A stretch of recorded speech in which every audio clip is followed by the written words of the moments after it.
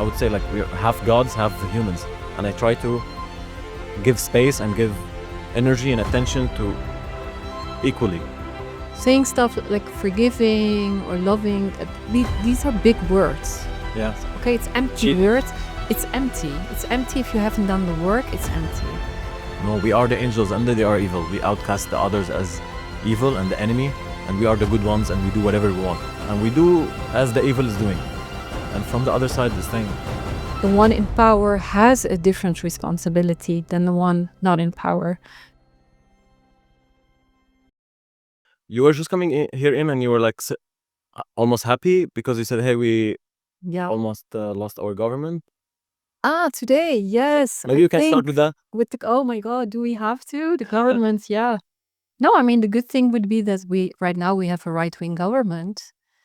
Some would say extremist right-wing. But yeah, I mean, if we would have a chance of new elections, then maybe people will choose something which is less right-wing. So in that sense, I'm happy. But we're not sure if there are going to be new elections yet.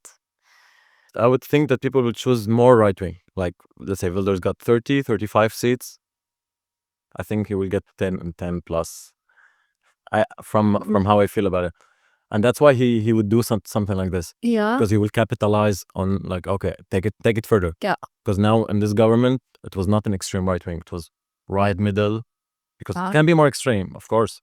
Extreme is just another word for the scale. The scale can get more. Now it's Yeah. So I feel like what he is doing, okay, I'm not getting what I want. I'm not getting the things that I want. Okay, I will take out and I will get stronger. Then I can negotiate more. Just like power game. It could be. I mean, the VVD, which actually is the same as he is, it's not that much of a difference. VVD is quite popular. So why are you making me more depressed now by this analyzing it? I mean, I could be completely wrong, but no, maybe you're right. Actually. This is what he will be thinking. Otherwise, he wouldn't do it, right? He feels like, hey, I can get better deal. Good one. That's a good one. Yeah. But we can. And in that sense, yeah. I'm sorry I didn't like. Maybe we can start with you instead of Wilders to make it like more beautiful. Let's start with you. Maybe you can already introduce yourself to the audience. Sure. And then yeah. So I'm your neighbor. I live a few doors from the restaurants. I'm a Dutch journalist. Basically, I was for a very long time radio and TV host. And now I'm a writer and also columnist at Vrouw. And actually, it doesn't, if I'm a radio host or a columnist or sitting here or walking in the streets, what I am at the end, I think, is someone who loves listening to stories and telling stories, connecting with people through stories. So I'm a storyteller. And how you tell stories, you can do it by painting, by cooking, the way your dad does it. And, I've seen your mom and dad downstairs, and it's not just cooking, it's telling a story. It's telling who you are and your whole restaurant. And that's why I was so happy the first time when I saw you guys were here. I was like, this street needs different kind of stories. If we are all a bagel and beans, for example, which is also fine. That's the story of franchise and this. Like that. It's one story. Yeah. But you, with everything you have and you bring, is another story. So I love stories. Is this what you write about? Is it like every week you write a different story, or? Yes, I write. Yeah, I write stories. Actually, my writing and what I try to do more and more is as a traditional journalist, you're busy with the outside world, what is happening, trying to understand. And I think now with my writing, I try to invite people to go inside. So it's one thing to, interview. I mean, I've been interviewing people since the age of 22, and that's like interviewing and their stories and, what is it what you do? Why do you what you do? But then going inside, asking yourself something. And I think this is something we lack. We don't do often. We don't go inside. Like if we, like my last column was about the fact that, a couple of weeks ago, I was coming into the street and, even at night, the street is quite, nice, right? It's safe. But still like 4 or 5 boys were hanging in front of my door and I couldn't enter my door. And my first reaction was like getting a bit scared, like these guys with the dark hair and dark eyes standing in front of my door. And then I looked at them and I realized they're 16. My brother's son is 16. His name is Rais. And then I was like, but they're like Rais. Probably, I mean, I'm sure that he is standing with his friends in front of someone's house. And I would want other people to look at him as a 16-year-old guy and not like a black guy or a dark guy or an Arab guy hanging somewhere and being dangerous.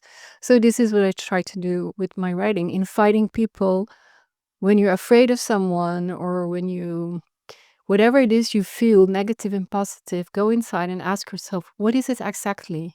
And also, whose voice is it? Is this my voice, or is this Wilders telling me to hate others, for example? Yeah. That's kind of the whole teaching of spirituality, is being reflective about Yeah, about our own identity and our own yeah, personality. Who am I? Why I'm thinking this way? Is it my yeah, thought? And that's that's the most thing that what we lack in our society is this quality of reflection. Let's say modern Islam or modern Christianity, there's absolutely no incentive for you to look inside. Allah is in the sky, you do this, and you got like, it's completely externalized. The reflective, yeah. Which is actually what happened throughout, because if you look at scriptures, for example, you just mentioned the Islam, Allah says, I'm closer to you than in that your halslach. So I'm very close to you. Like, who knows me knows himself or herself or themselves. So this invitation of going inside is part of every religion. But somehow the discourse is that we forget, and then we were told God is something out there and you have to be afraid of it, and what if God gets angry at you?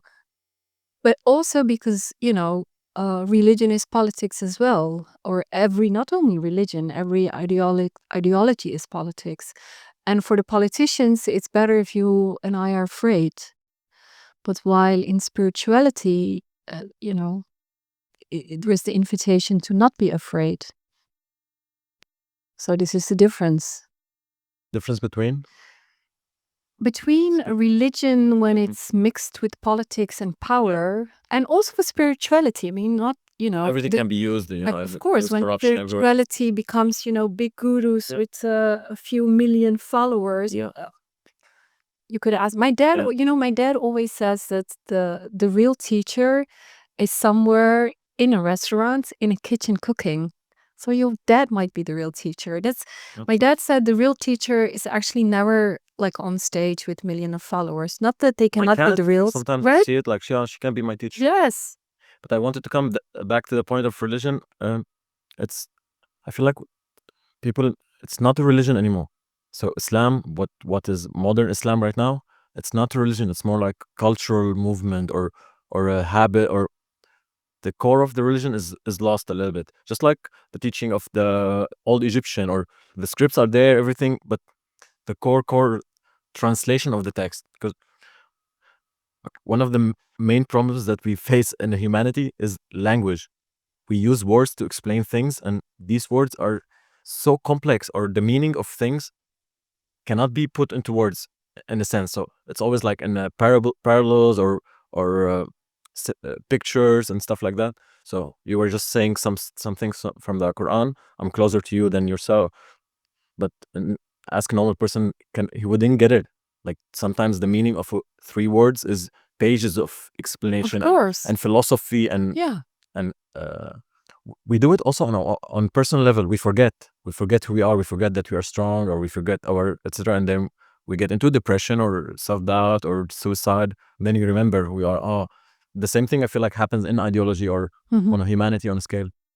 So within, so without, kind of. Yeah.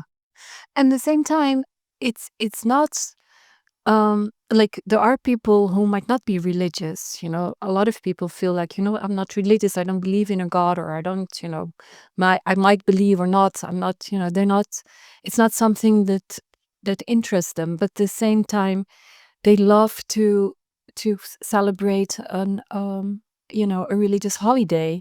So you can be cultural. So I have nothing against, cultural religious being cultural religious is Yeah. also part. Like it's the storytelling, it's the culture. So religious, And habits. right? So religion is also culture, and you can be, like you can celebrate all kind of. I mean, look at Kerstfeest, Christmas. You don't have to be, majority is not. 90% don't care. Yeah, Like they don't care what. and I'm fine with that. So I'm not the hardcore, because a lot of, hardcore religious people would say, but yeah, you cannot only take the cultural part and not the Without religious religion. part. Yeah. And at the same time, you can be very, very religious or very spiritual without knowing how to read. Like, you don't have to know the text. You can know God without knowing religion. It's not like you can only know God or, the divine with religion. Yeah.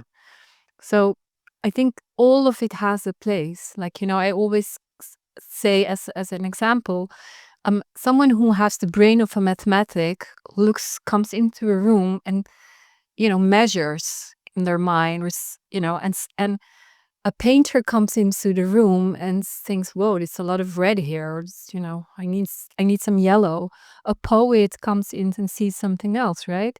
And all of it has a place. One is not better than the other. Absolutely.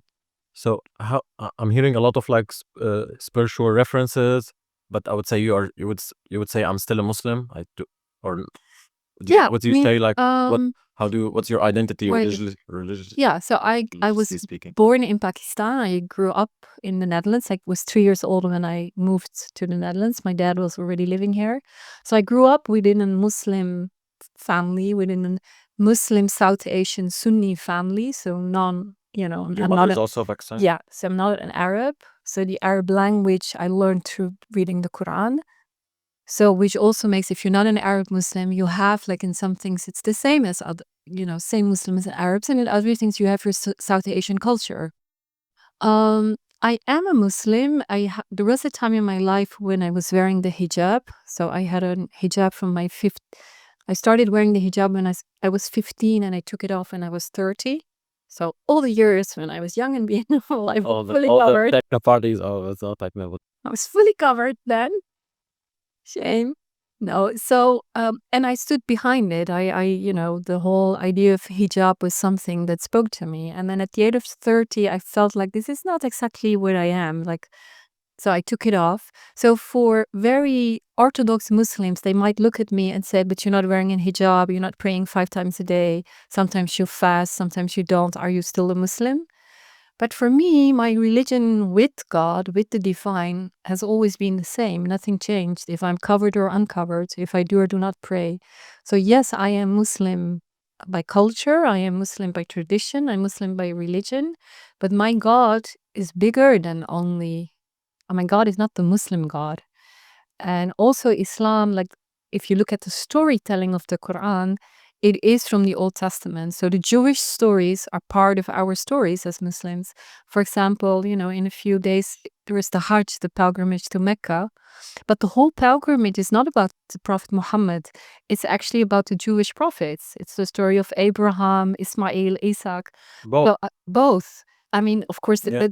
the core of it, How it started. how it started. Sure. So for me, I think I feel very connected to the Jewish stories, less to the Christian stories somehow. The New Testament is not something that speaks to me that much. The Old Testament does. But yeah, I come from South Asia, and the region I come from in Pakistan has been for centuries, like really very long time. It was the biggest Buddhist center of the world.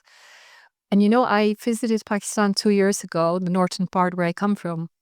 And I was walking around, and suddenly I realized there is this silence there, which is in the core of the earth.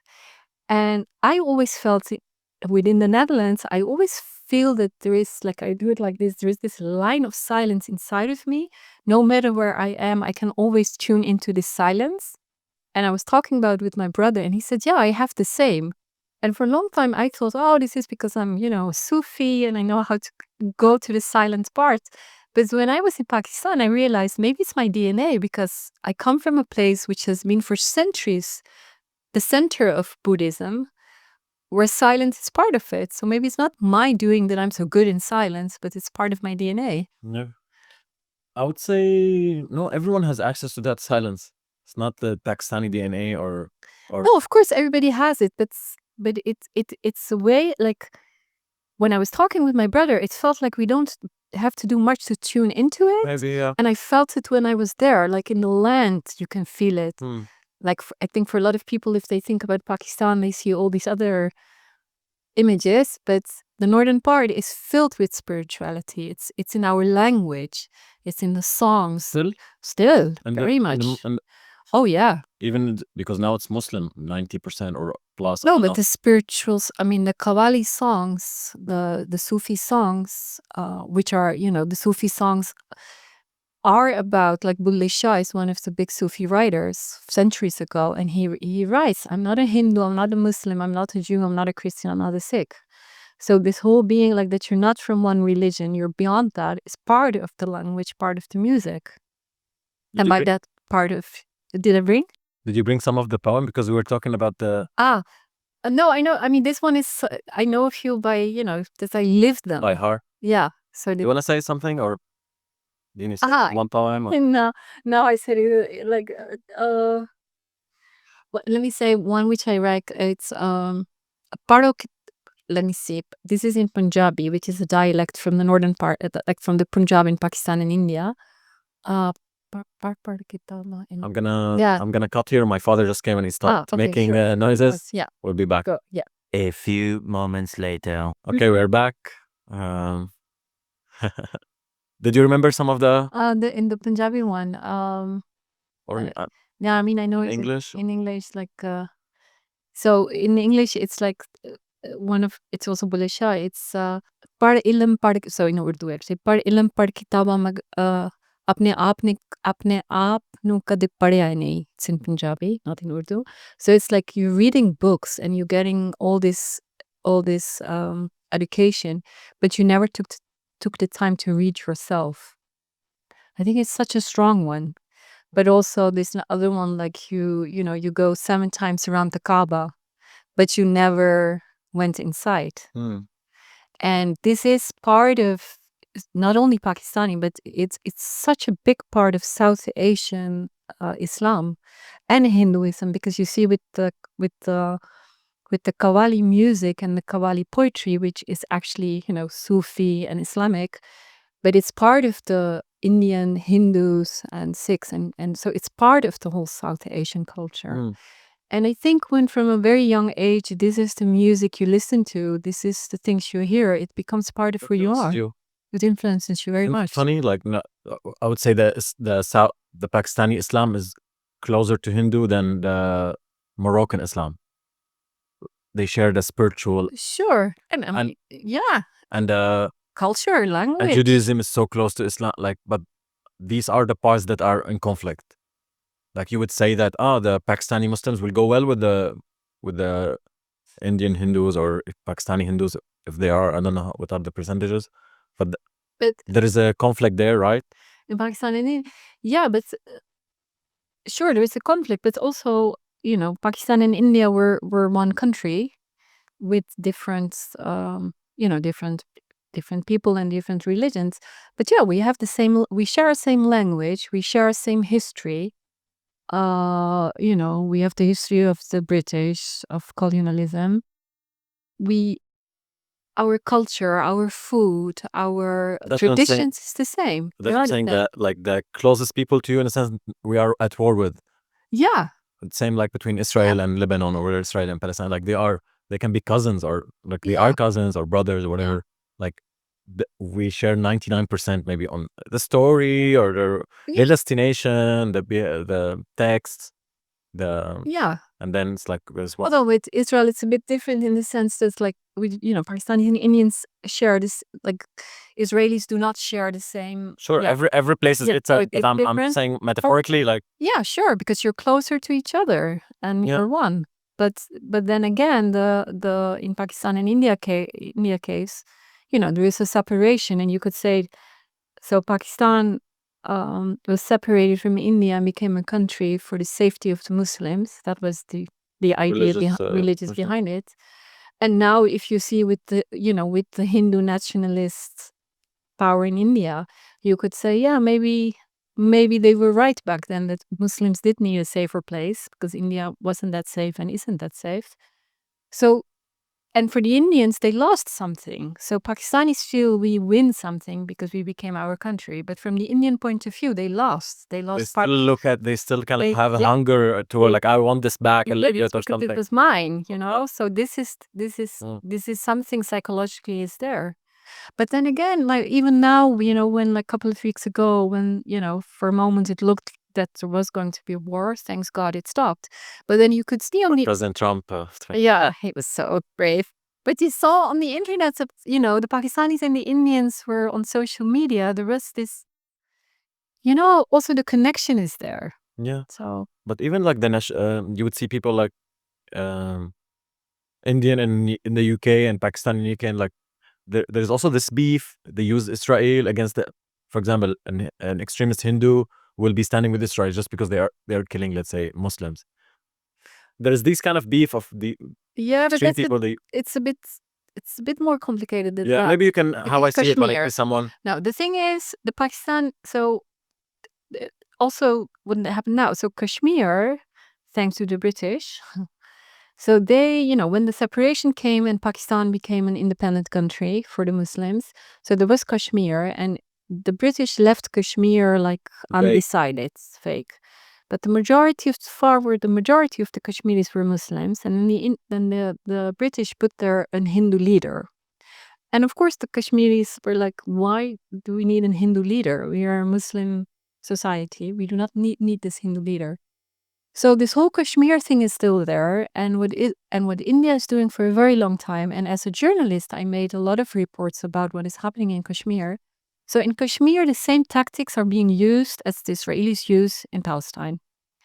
So there are more like Kashmir is the most militarized area in the world, much more even than Palestine.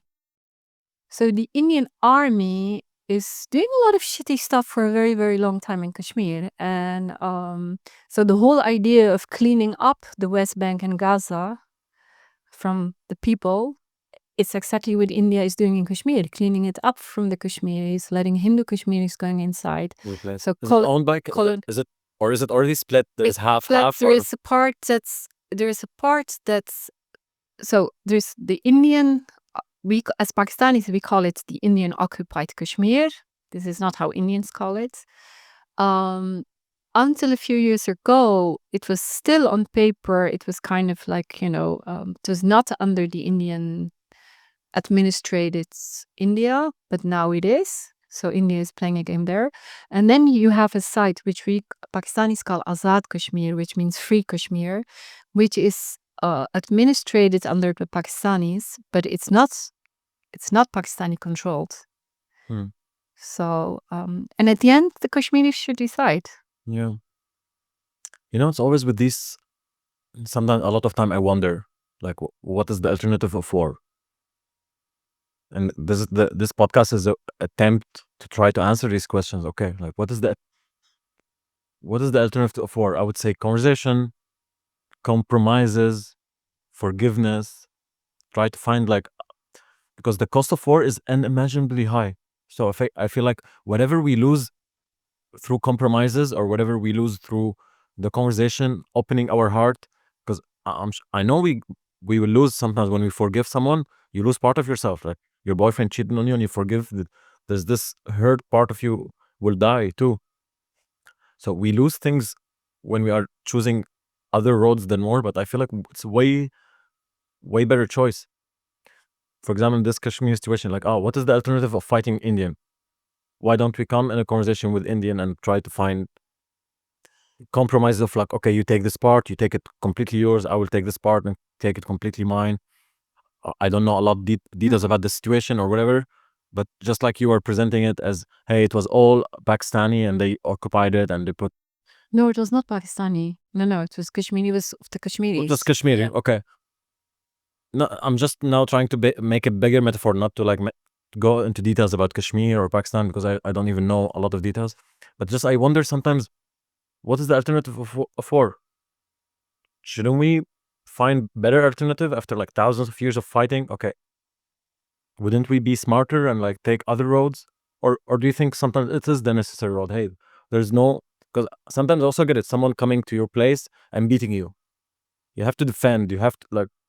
I'm not trying to be like super hippie. I'm trying to be realistic and use intelligence into it. Sometimes it's just intelligent to be open-hearted and loving and forgiveness, just because it is you can reach your goal better. But I get it. Sometimes someone is coming to your home and beating you. You have to beat him back or fight or so. In some situation, maybe war is the best option, but it feels like it's never worked. I don't know. Do you think war works? I don't think war works, but I don't think saying stuff like forgiving or loving, these are big words. Yeah. So, okay, it's empty words.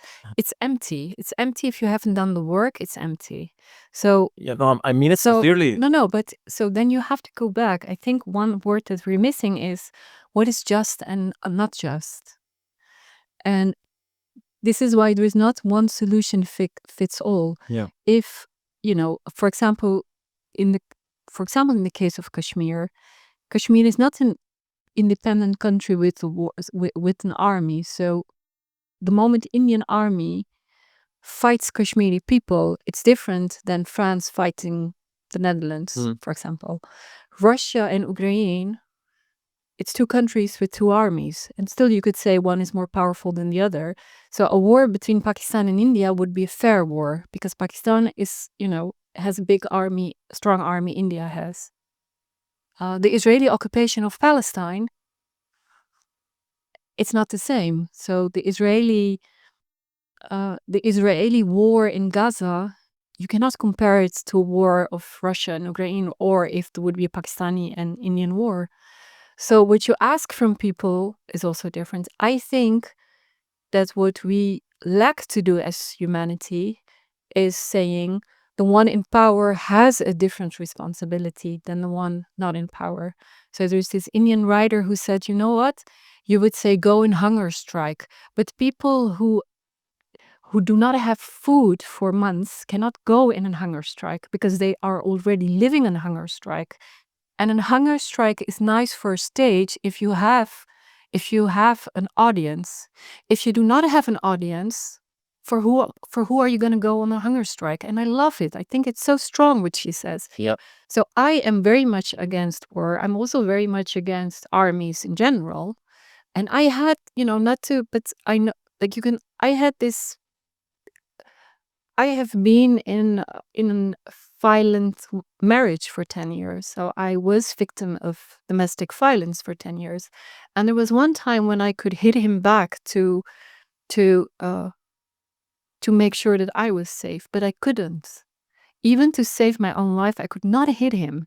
Something inside of me was still aware of the fact that if I would hit him, because he was standing with his back to the stairs, and I was lying on the ground, on the floor, and he was hitting me. And I thought, you know what, if I push him, but then he would fall, backwards from the stair. And this was something that I couldn't do, even not to protect myself. So only in the moment we will know, do we use violence or not? So sometimes even using violence for your own safety can be too much for someone, right? So in the core, I'm against violence, but I am for taking responsibility who has more power and talking about power dynamics. What I don't like so I met this on the market here. I met this Israeli lady who was like, she was very spiritual by her own saying and very Zen. And then she's like, yeah, I choose to not being involved in all of this. This is not spirituality. It's a common approach for people. But this is not spirituality to me. Yeah. I met this black Buddhist leader. She's a big spiritual leader, Buddhist from America, black woman. And she said, non-violence, but it's non-violence resistance. The word resistance is still there. So I do believe in resistance. I don't believe in army. I don't believe in war, but I don't believe in the kind of spirituality that goes and sits under a tree and says, I'm so sorry for your loss, but I'm just want to be Zen. No, Yeah. we are connected to, we are connected. I agree with everything you're saying, but also the last one, just you were saying that the poet is different and the mathematic. Not everyone need to be protesting. Not everyone need to be resisting. Really? So she's resisting maybe in her own way, and she's In this one. case, you wasn't. Well, I When mean, you say like, but these people are coming. Hey, I don't want to watch the news. I don't. going back to the scriptures, and you might have heard it when you were kids, but in Islam, within the Islam, there is this thing which says that if you see something you dislike, if something is not okay, first you try to take it away with your hand. You remove it.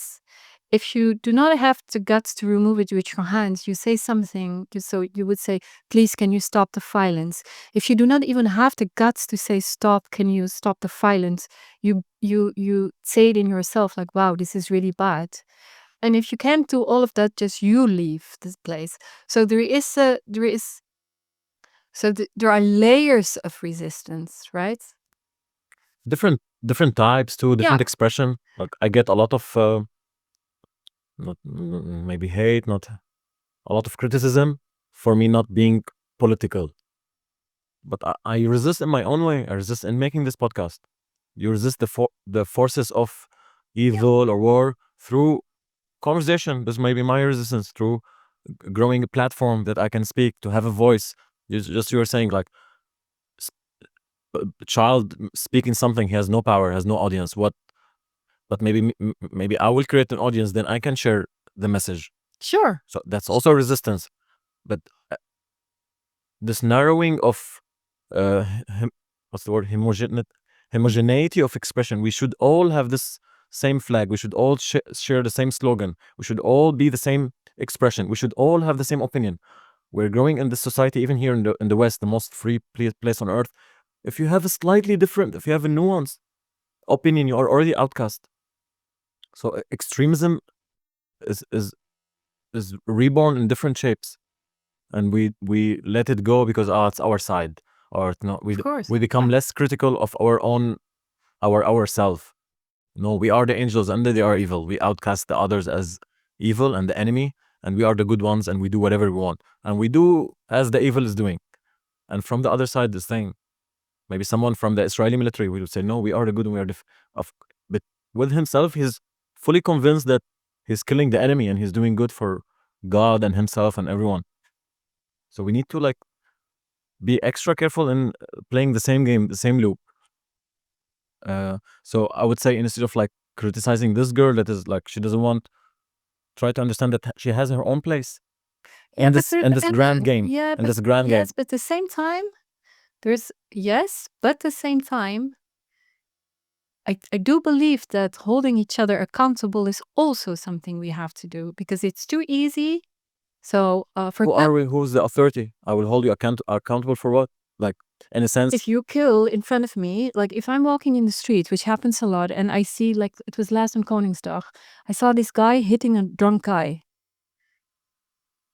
I stopped him. Yeah, but that's in front of you. We're talking about now more like universal. Yeah, but a lot of things are in front of you. A lot of things are in front of us. This is the now moment. Something happening in front of you, act. Someone is attacking you, you defend, you do what's necessary in the moment. We're talking now politics.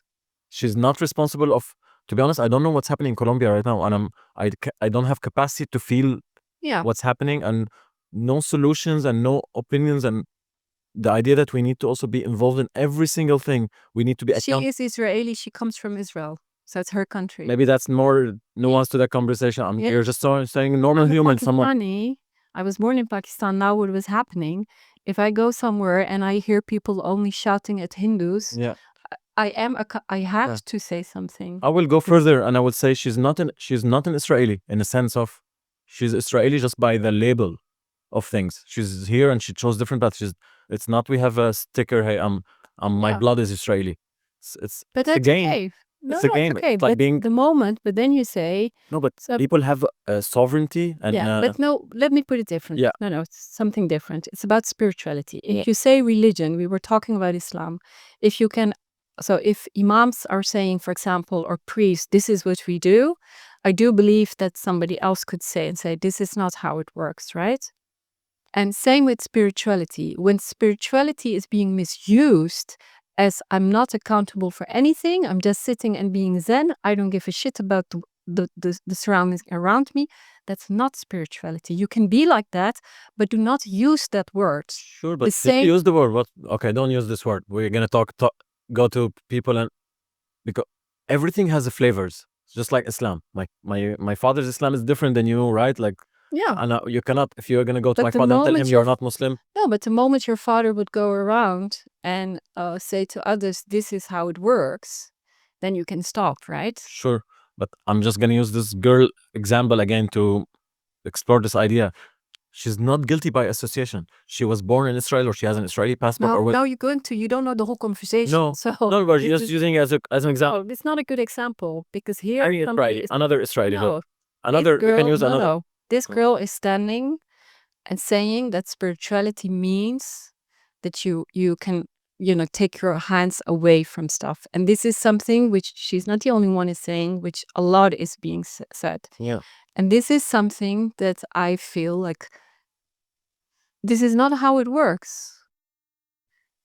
I would not And go to. They are just missing the other side, which is maybe the half of the coin is completely dissociate and kind of like Yeah, then reality. and But the which other is part, fine. But then say that. but So the other for me, part, but the other part of spirituality for me is to be 100% involved. So it's like you are not involved and involved at the same time. Yeah. Because and you which are all human. is fine, but you then are human. use it. Like if you're a man who doesn't respect women, say I don't respect women, but don't use a god to say you do not respect women, right? So if you do not want to be involved with something that is happening in the world, which is totally fine, but then don't use so-called spirituality to make your point. Then For me, that's people the need thing. to have an excuse or Yeah, but you way don't. to. Yeah, but then you can, you can say like this is not like, for example, if I am from a Muslim background, so if men come up to me and say, but this is what God wants, then I have the right to say, you might think that this is what God wants, but please do not tell me what God wants. Absolutely. But don't you think this is also like a very very sensitive and interesting point, which is the level of involvements in politics? Since we're this girl, she's choosing to escape. Let's say I'm not, and maybe some people are just all their being is in this thing. Yeah, no, And but then sure, but let that's me finish. yeah. And sometimes that's how I look at it is like you are involved 100%, but you are not involved 100%. There's this kind of dynamic between you and relating to the world. I feel like it helps a lot in this how to relate to the world, that you are not part of the world, but you are also the whole world. So you give it attention and everything, but you are not obsessed. You are not.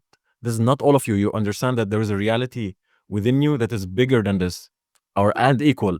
I would say like we are half gods, half the humans, and I try to give space and give energy and attention to equally. And I feel like then they balance each other. But once one take the other, then we Look, and I mean, activism is also a job for some people. Okay, so that's also part of it. So, job in a sense like they get money. You mean job like no, like it's an identity. I remember that when I was in Tel Aviv, for example, there was this Israeli activist who was very anti-occupation, and like very involved. And at a certain point, we were talking, and he said that he was thinking about leaving Israel, going to the States. And then he said, but you know what? It's hard for me because if I leave this country and I go to America, for example, who am I going to be? Because here within Israel, my identity is, and I'm known as this anti-occupation, pro-Palestinian Israeli activist. So, for sure, activism can become a very much, like egoic or sure. And also, how are you involved or not? It's very personal. But so this is one whole thing in how you do it, and you do it in different phases, right? Maybe when some people are very activist when they're 20, and and then by 40 they have 3 cars and a huge villa and they don't care anymore. So it can be very different, and that also. But I think for me, at the core, it's not about. Or I wish for a world in which we are able to think beyond our own interests. in which we are able to to do feel connected.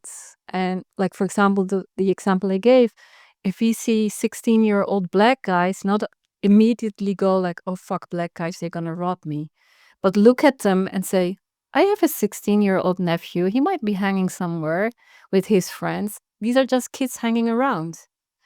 Like, seeing the human beyond the stories. So we need a new level of consciousness, you say?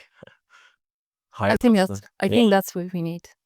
That's the solution yeah. for everything. I think that's what we need. Seeing the bigger And I think we picture, don't learn unify. that. We're not being, we don't teach kids at school. Mm. We don't teach them like to feel, what is it? What do you feel inside? Do you feel, what does your intuition tell you? I think we do not have the tools enough. Yeah, our schools are just outdated. We have the tools right now. We have tools. We have knowledge. We have, but just the system is outdated. Our finance system, our educational system, our healthcare is all rotten to the core. It's unbelievable. We learn these tools growing like later on in life. I don't think we learn these tools as, we don't teach these tools to kids. We don't give it to them. That's what I'm saying. Because it's rotten. It's corrupt, or maybe not corrupt. Maybe the word is like, just it needs to it needs updated. It's still, we're still in the 60s, 50s. I don't know. Yeah.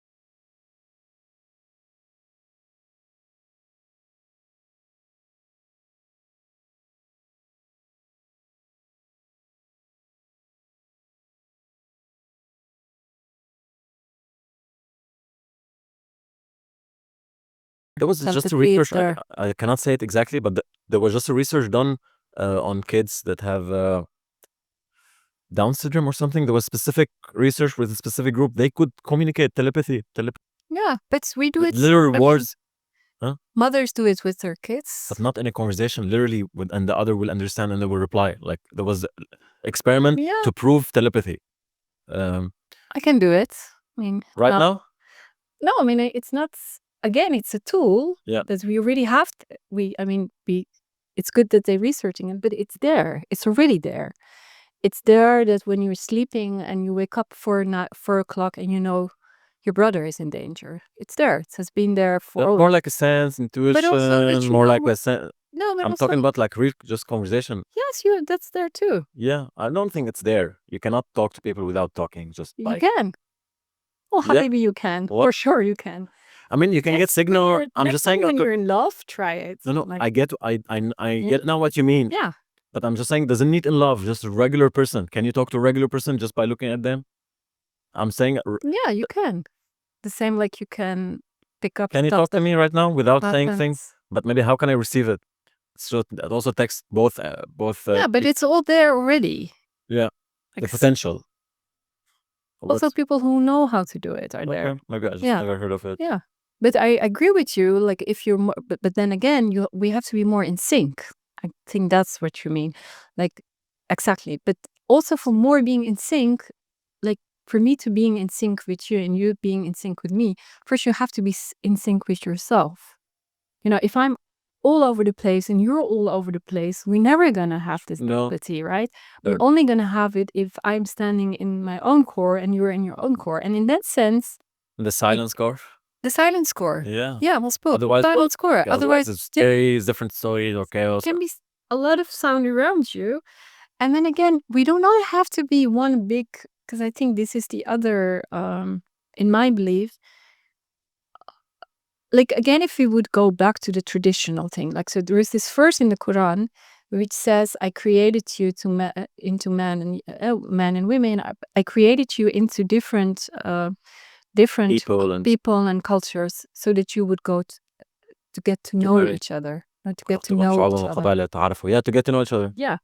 True. And so it means there's also an opdracht. There is like, you have to get a mission. You have to get out there to know the other one. So in that sense, it's not like we all have to be the same. We are in the core the same. Right? We are the same. I mean, Yet we are not. Again, the same. yeah, The paradox. yes. And for me, I think that is the beauty. But also the beauty is like, there where we are not the same, if you look at it long enough, you will find you are the same. And I think that is the beauty. So for people who are afraid, like, oh, like within the Netherlands, there's this, and they all want us to be the same in their culture. No, nobody wants you to be the same. I don't want you to be the same like I am. Sorry, who said to who? No, like this whole, I mean, within the Netherlands, there is this, like, people like, no, but this is what true Dutch means being, and all these people from other cultures are coming and taking away our culture, and they want us to be like them. Nobody's taking your culture away. I think maybe they mean it more. It's not they taking culture away. They're taking the space for their culture. Maybe space from the Dutch culture to express itself, or so it's maybe going from majority to minority.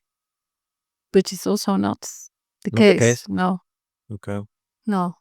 It's this fear which everybody, like, people have, which I never believed in. The fear as if you would lose something, right? Fear of death, huh? Yeah, the fear of, yeah. Like, also, I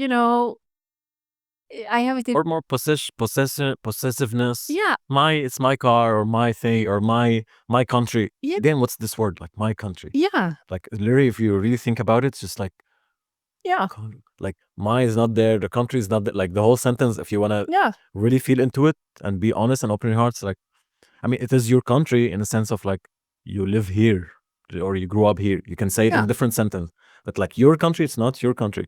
no, And we can use the same example on race, like I am black. No, you're not. But I mean, you have black skin, or we can say you have this type of culture, you like this food, but you're not black.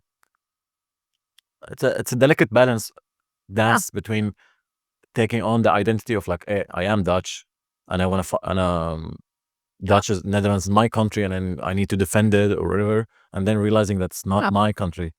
Better coming to here is not stealing my country from me. And it's again when identity becomes a shield. It becomes the shield to hold away everything, or to To make sense of the world too. Yeah. Like that's what kind of the basic levels of ego operation is, to also make sense of the world. There's me, there's you, enemy, good, bad. I like this is good. I can go here. It's like kind of it's an operation system. and which again It's can be fine, because one, very useful, very necessary, I would say. and also everybody's different. Some people, I mean, there are so many people also in the Netherlands, people who live in the same village or same street. Like, for example, I grew up in Rotterdam, and I have these class, the girls I used to go to school with, white Dutch girls, they still live in the same neighborhood. For me, it's like, how can you still, every Saturday they go to their mom. So when I visit my parents, I see these childhood friends, and my life is so different than theirs. Like, I traveled all around the world, lived in different places, and they are still there. And then I feel, of course, sometimes I'm like, why Am I doing wrong or what? or why the fuck didn't they Yeah, leave? yeah. But then I'm like, but this is their security. This is their what life. they need. Yeah. So their soul needs something else than mine does. Different journeys. Different journeys, like. My mother sometimes also wonder. I think for the first 50 years of her life, she never even saw the other side of my city. Yeah, you see? Like she's very home. She would Yeah, our home to her mother, yeah, her sister, our home. That's all her life, and now she's in the middle of Nijmegen. Nijmegen. She stays at home a lot. You We only see? bring her out if we're going for a trip, or my father bring her here to visit, but otherwise she's home. She could be like 2-3 weeks just home. You see? And then, so what? Are you going to force her then? No, So that's her it's- comfort zone. That's how she Yeah. feels. Exactly. She's But like, that's how you happy. know, But for me, it's like, this is another universe. Like, huh? yes. When we go, like when my mom goes, my parents are now in Pakistan. They live in Rotterdam when they're here. And my mom never goes, same like your mom. She would never visit another city in Pakistan. And I'm like, why don't you travel around Pakistan? And she's like, because I'm going to see my family. Why would I travel around Pakistan? But at the same time, and I think this is at the end, like also important to. So my mom, like your mom, has, you know, she goes from her parents to my dad's house, and that's it. And here she lives in her own neighborhood in Rotterdam. That's all. She's Muslim, and she, you know, she has no knowledge of other religions. She doesn't want to have any knowledge. But when I was a kid, my dad had a friend in Rotterdam, a Hindu guy. The guy himself was not very religious, but he had a very strict Hindu wife. And they came for dinner, and my dad told my mom, you should not make cow meat because she doesn't eat cow, only chicken. And then I saw my mom taking out all the pans and all the like everything from the kitchen, and she was cleaning it, but it was already clean. So she took out the clean plates and cleaned them again. And I was like, why are you cleaning these plates and the pans? And then she said, because I used to, you know, cook in it also cow meat and everything. And this woman is coming, and for her religion, it's you know, she's not allowed to eat that. So I want to double clean everything. I was so touched by that. Like, my mom doesn't give a shit about Hinduism, but she knew one thing. This is how this woman, you know, believes, and I have to treat her in the best way possible. And for me, that was really, I never forget that moment. Like, this is how you should treat people. Yeah. That's like finding agreement in the disagreement, in a sense. Like, I completely disagree with you, but I honor your choice and I'm with you. If I can Yeah. help you with that. And also because she did understood one thing, that she would not want to go to somebody's house and get a plate in which, you know, a second ago was pork, because she doesn't eat pork. For my mom, that would be awful if you give her a plate and say, yeah, you can still see the pork inside of the plate. So, you know, this was how she was thinking. Like, this is not something I want for myself. And because of that, I would make sure that I wouldn't do it to you. So, and then it doesn't matter that your world is small, but your heart is big and open. Yeah. Depends on the journey. Yeah. Soul journey, or because I do believe that when you travel the world, you get more knowledge, more experiences. You learn Of course. different behaviors. You have more things to self-reflect on. Like, my family is coming here. Their Islam changed a lot. Became so much more open-minded, much more relaxed, much more open-hearted. Because they saw people who are like atheists, like, or let's say Dutch people. They don't say even atheists. They are just living, Yeah. and they saw how sweet they are to them. And now I remember my father was like, maybe 4 years ago, it was like, actually, non-Muslim can be better than Muslim. This was his first time Yeah. that he realized that. So then, he took away the Islam as a core point of valuing other people. Step by step, like, now they are so relaxed, so open-minded in a sense. Yeah. So, but they wouldn't experience that without traveling. For example, Yeah, sure. my mother is a little bit less because she's not as open, as outgoing as my father, because he's like working with me. We travel all around the country, making food. He gets into conversation, more experiences. But of course, we that goes translate into my mother, Yeah. because we also share everything and stuff. So big yes for traveling.